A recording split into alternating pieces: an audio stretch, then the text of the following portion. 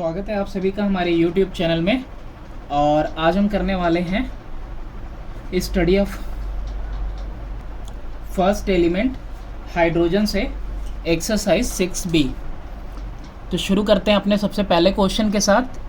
अपना पहला क्वेश्चन है कि hydrogen can be prepared with the metal zinc by using acid, alkali and water. तीनों से बन सकता है। Give an equation in each case. तो मैंने क्या किया है ना कि तीनों को एक जगह पे ही लिख दिया है। ऐसे आपको बुक में हर जगह ढूंढना नहीं पड़ेगा। तो देखो, जिंक रिएक्ट करेगा डाइल्यूट हाइड्रोक्लोरिक एसिड के साथ, तो जिंक क्लोराइड और हाइड्रोजन लिबरेट होगा। और फिर जिंक जो है सोडियम हाइड्रोक्साइड के साथ रिएक्ट करेगा, तो सोडियम जिंकेट और हाइड्रोजन फॉर्म होगा।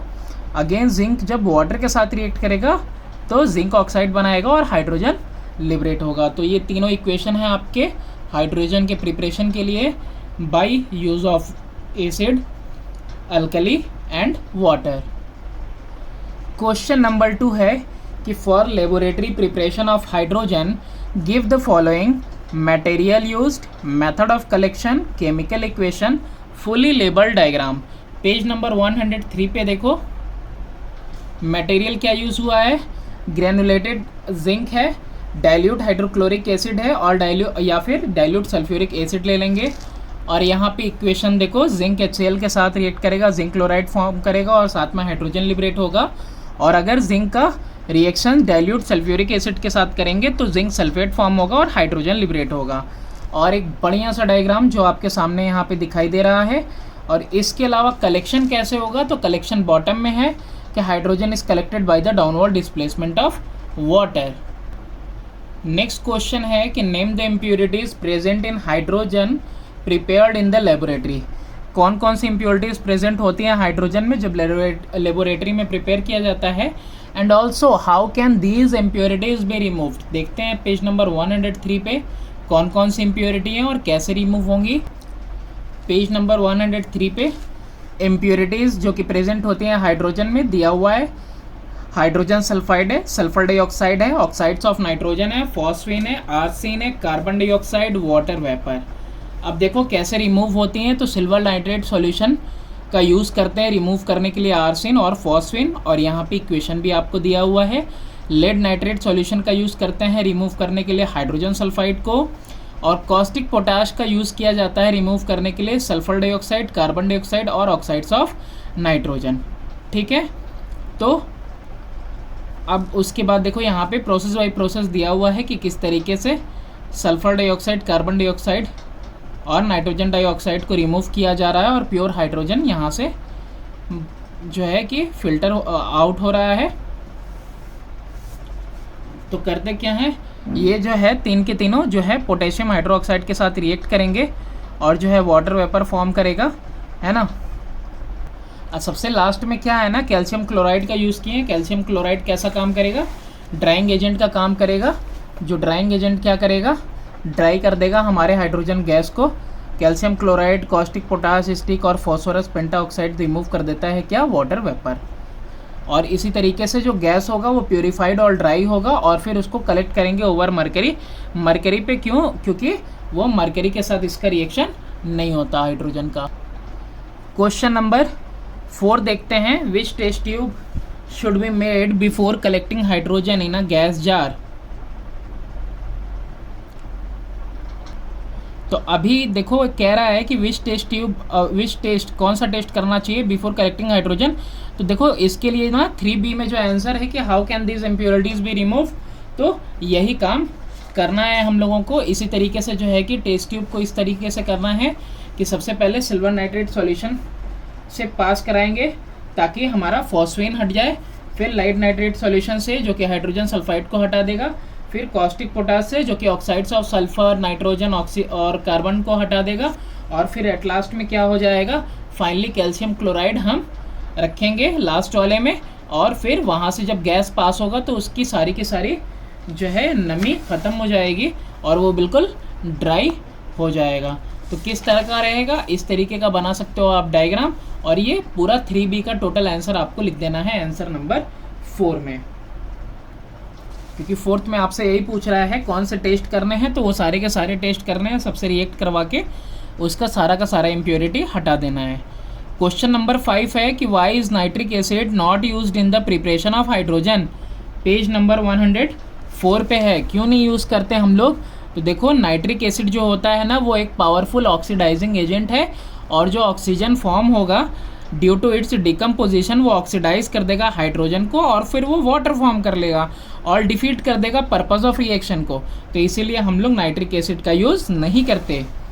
क्वेश्चन नंबर 5 देखते हैं, ओ सॉरी 50 तो था, 6 देखते हैं कि why is hot concentrated sulphuric acid not used in the preparation of hydrogen. तो ये भी आपका दिया हुआ है पेज नंबर 104 पे ही, जस्ट बगल में ही है। तो यहाँ पे देखो दिया है कि concentrated sulphuric acid is not used in the preparation of hydrogen gas as it is a strong oxidiser and will produce sulphur dioxide. तो सल्फर डाइऑक्साइड प्रोड्यूस होगा, साथ में वाटर फॉर्म होगा, तो इसीलिए हम लोग कंसनट्रेटेड सल्फ्यूरिक एसिड का भी यूज़ नहीं करेंगे। नेक्स्ट क्वेश्चन नंबर 7 है कि hydrogen is manufactured by boss process, give the equation with condition. Equation भी बताना है, कंडीशन भी बताना है, और बी पार्ट भी है इसमें कि how can you obtain hydrogen from a mixture of hydrogen and carbon monoxide. Page number 104 पे देखो मैन्युफैक्चर ऑफ हाइड्रोजन में दिया हुआ है बॉस प्रोसेस। अब इसमें क्या है कि स्टीम को पास करते हैं over hot Coke 1000 degree Celsius पे, जो कि रहता है एक फर्नेस में ऑफ स्पेशल डिज़ाइन जिसको कन्वर्टर बोलते हैं, और उसमें वाटर गैस डालते हैं। अब देखो हॉट कोक और जो स्टीम है वो रिएक्ट करेगा 1000 डिग्री सेल्सियस पे, तो वाटर गैस और जो है कि हीट लेगा, और ये रिएक्शन कैसा है, एंडोथर्मिक है। वाटर गैस जो होता है उसको मिक्स करेंगे एक्सेस ऑफ स्टीम से और पास करेंगे हीटेड फेरिक ऑक्साइड से, जो कि एक्ट करेगा कैटलिस्ट की तरह, और क्रोमिक ऑक्साइड से जो कि एक्ट करेगा एज अ प्रोमोटर। यहाँ पे दिया है कि वाटर गैस को फर्दर जो है स्टीम के साथ रिएक्ट करवा रहा, और यहाँ पे आयरन ऑक्साइड है, ठीक है, और 450 डिग्री सेल्सियस पे, और इसमें क्या होगा ना, कार्बन डाइऑक्साइड फॉर्म होगा, हीट और आपका हाइड्रोजन फॉर्म होगा और हीट लिबरेट होगी, और ये रिएक्शन कैसा है, एक्सोथर्मिक। अब एक और बी वाला पार्ट पूछ रहा था कि कैसे ऑब्टेन करोगे हाइड्रोजन मिक्सचर ऑफ हाइड्रोजन से और कार्बन मोनोऑक्साइड से। तो यहाँ पे देखो दिया हुआ है नेक्स्ट पेज पे 105 में टॉप में कि सेपरेशन ऑफ कार्बन मोनोऑक्साइड। तो कार्बन मोनोऑक्साइड को कैसे अलग करेंगे, मिक्सचर को पास करेंगे अमोनियकल क्यूप्रस क्लोराइड सॉल्यूशन से in order to dissolve any uncombined carbon monoxide. Uncombined carbon monoxide रहेगा तो वो क्या करेगा, वो डिजॉल्व हो जाएगा, ठीक है, जब मिक्सचर को हम पास कर रहे होंगे अमोनियकल क्यूप्रस क्लोराइड से, तो 10 हाइड्रोजन गैसेज लेफ्ट बिहाइंड। तो यहाँ पे देखो क्या हो रहा है कि कॉपर क्लोराइड जो है, अमोनियकल कॉपरस क्लोराइड सॉल्यूशन जो है उसमें कार्बन मोनोऑक्साइड डिजॉल्व हो जाएगा और हाइड्रोजन बस आपका रह जाएगा। क्वेश्चन नंबर 8 है give equation two express the reaction steam and red hot iron. तो देखो 3Fe है, रिएक्ट करेगा 4H2O से, और ये रिवर्सिबल रिएक्शन होता है, तो आयरन ऑक्साइड और हाइड्रोजन फॉर्म होगा। नेक्स्ट कैल्शियम और वाटर का पूछा है, तो यही लिख दिया है मैंने, कैल्शियम और 2H2O रिएक्ट करेगा, कैल्शियम हाइड्रोक्साइड फॉर्म होगा और हाइड्रोजन लिबरेट होगा। नेक्स्ट क्वेश्चन नंबर 9 है कि a small piece of calcium metal is put into a small trough containing water, there is effervescence and white turbidity is formed. Name the gas formed in the reaction. How would you test the gas? ये तो पक्का है कि hydrogen है, और कैसे इसको test करेंगे आगे देखते हैं। Write an equation for this reaction. और what do you observe when a few drop of red litmus solution are added to the turbid solution? तो see here कहा था ना, जो गैस फॉर्म होगा वो कौन सा है, हाइड्रोजन, और टेस्ट कैसे करेंगे कि वो बर्न करेगा quietly in air with a pale blue flame in pure state, otherwise with pop sound. अच्छा रिएक्शन, तो calcium plus water, calcium react करेगा वाटर के साथ, कैल्शियम हाइड्रोक्साइड और हाइड्रोजन लिबरेट होगा। अब देखो जब हम उसके ऊपर कुछ ड्रॉप डालेंगे रेड लिटमस सॉल्यूशन का टर्बिड सॉल्यूशन पे, तो वो क्या हो जाएगा, वो टर्न हो जाएगा इनटू ब्लू में, ठीक है। नेक्स्ट है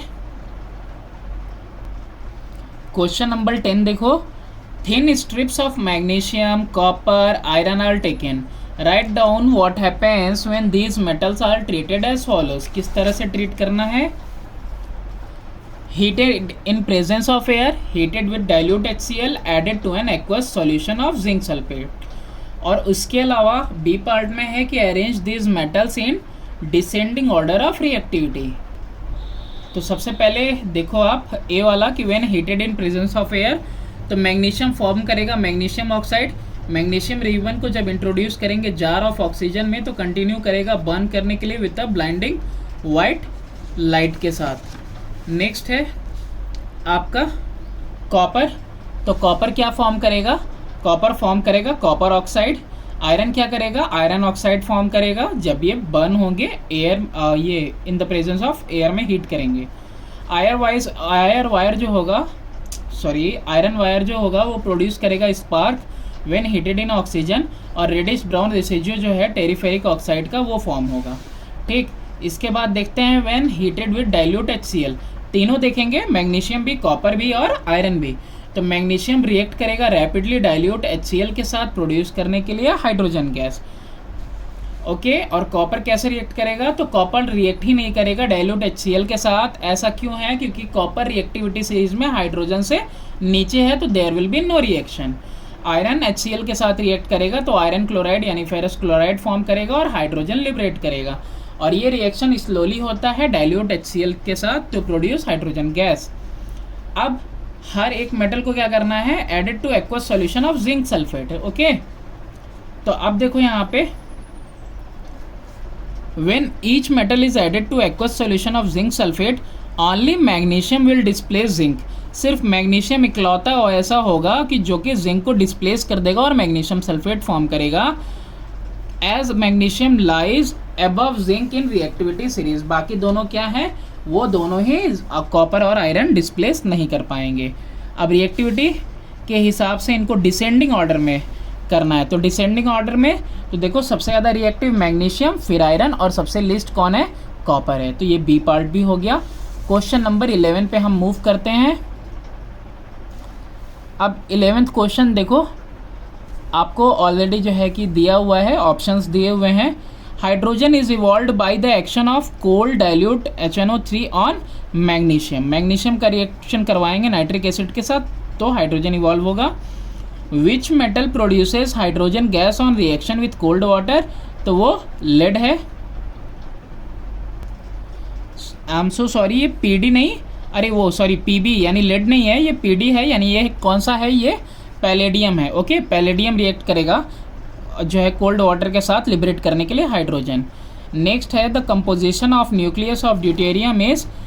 ड्यूटेरियम में क्या होता है, एक इलेक्ट्रॉन होता है और एक प्रोटॉन होता है। Element which show unique nature in the preparation of hydrogen, वो कौन है, एल्युमिनियम है, जिंक है और लेड है। अब लास्ट है आपके पास question number 12। Give reason for the following. Zinc granules are used in lab preparation of hydrogen. B वाला है purified and dried hydrogen is collected over mercury.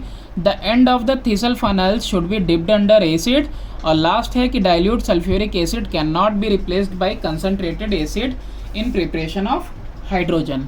One by one सबको देखेंगे। सबसे पहला था जिंक ग्रैन्यूल को यूज़ करते हैं लैब प्रिपरेशन में हाइड्रोजन के।